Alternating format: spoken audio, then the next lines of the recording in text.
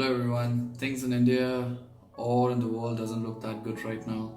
So let's hope for a better tomorrow and let's do our part in this and make sure we all follow all the rules. And I would highly recommend everyone to get into some productive hobbies so it keeps your mind in a proper place. That being said, let's get into today's video where I'm going to discuss about how do I draw or what is my take on drawing a messy bun.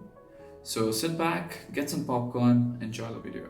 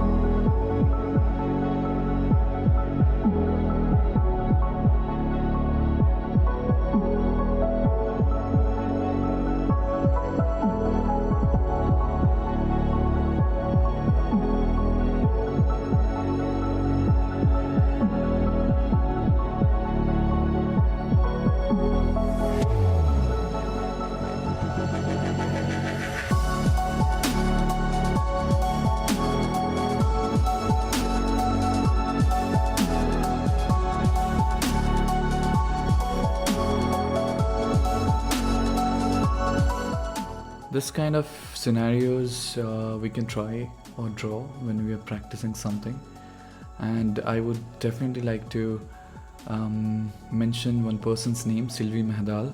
So I learned a lot from her and hope to keep learning.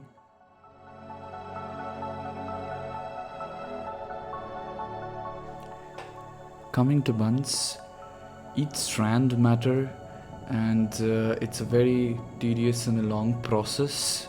Each layer matters, so if you try to do it in a hurry, it will never be that good. It will never turn out to be something realistic.